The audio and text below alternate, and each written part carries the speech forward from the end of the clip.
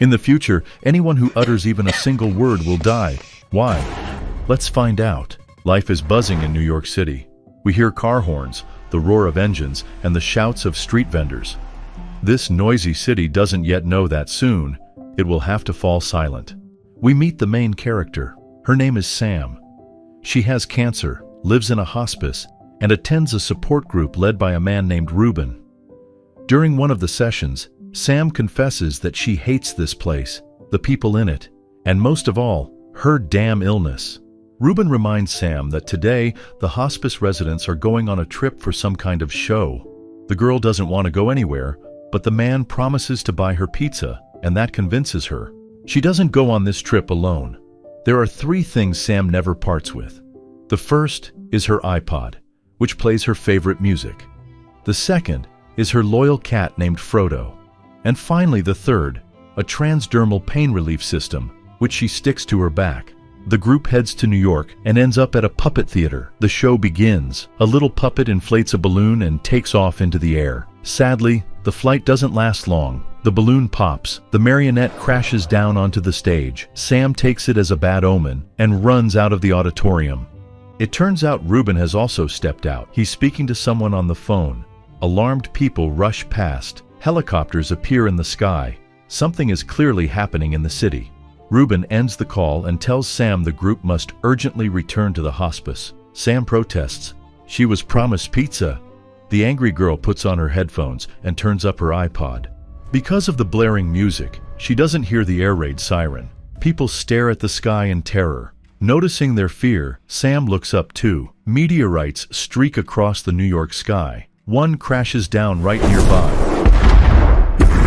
Everything is shrouded in smoke and dust. People are screaming all around. Soldiers rush past Sam. Suddenly, a radio crackles on one of them, and in the next instant, something yanks the man away. Sam hides behind a row of cars. Panic spreads like wildfire. The moment someone screams, they're instantly attacked. Something flips over an ambulance. Oxygen tanks explode, and the blast wave throws Sam to the ground. The girl regains consciousness. She's inside the puppet theater. A crowd of people has gathered here. Sam coughs from the dust, but someone immediately clamps a hand over her mouth. The aliens have only been on Earth for an hour, but humans have already figured out the rules of the game. These monsters are blind. They hunt by sound. The slightest noise, and your life is over. Ruben finds the girl. It turns out he's caught her cat. Sam and Frodo are reunited. A military helicopter flies over the puppet theater. A loudspeaker blares instructions. Civilians must find shelter and remain silent. Suddenly, an explosion occurs. Frightened by the sound, the cat bolts. Sam and Ruben race after him.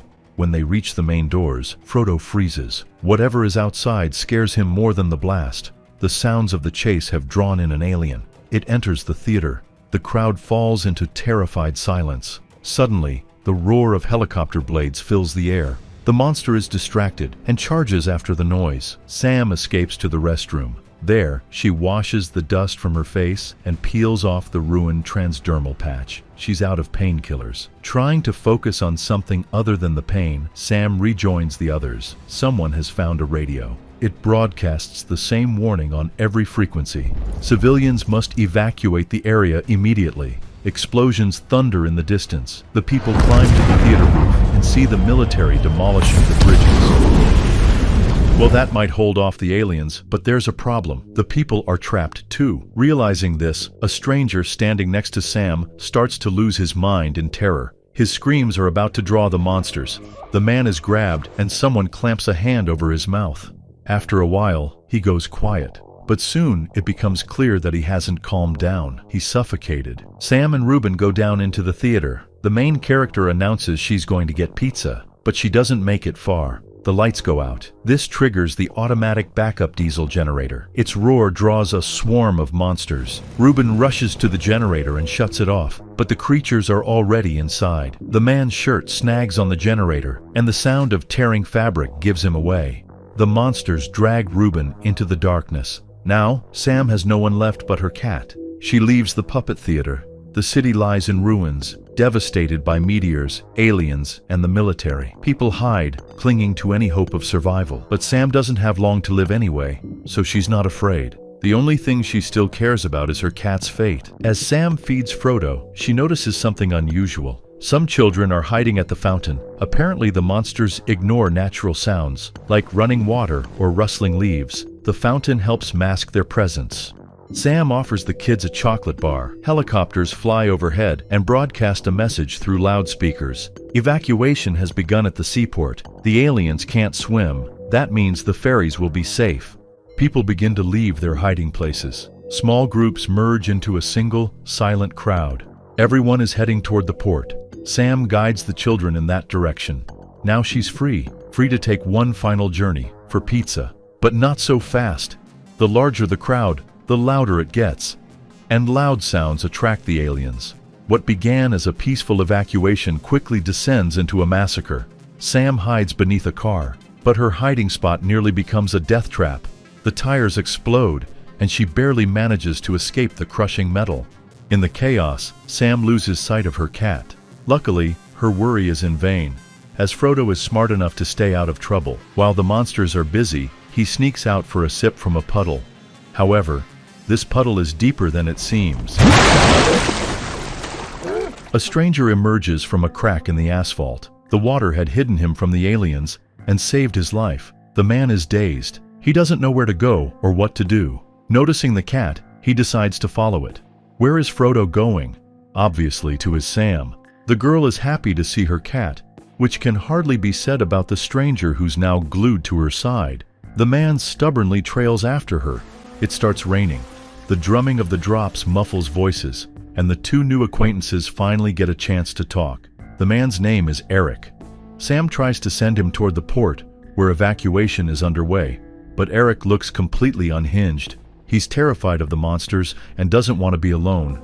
Nevertheless, Sam has more important things to do. She finds her old apartment in New York. This is where she lived before going to the hospice. Is there a chance to find her medicine here?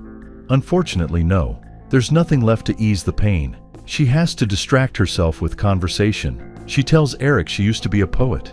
Eric is a law student from England. He doesn't know anyone in America and has nowhere to go. Sam, on the other hand, has a destination, Patsy's Pizza. There might still be a couple of slices left. Eric doesn't get it. The world is ending. Why on earth would she care about cold pizza? Sam admits the truth. She doesn't have much time left. Pizza is her final wish. Eric wants to go with her.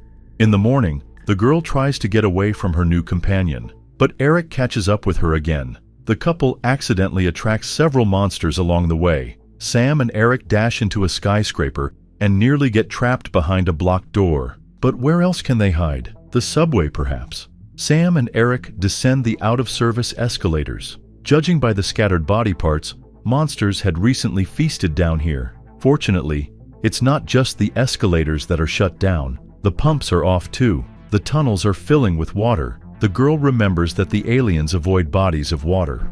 Sam and Eric wade into the flooded tunnel. At first, the water reaches their waists, then their necks. One of the monsters follows close behind. It crawls along the tunnel ceiling, but eventually falls into the water and drowns. Eric, Sam, and Frodo manage to swim to a breach and escape the subway.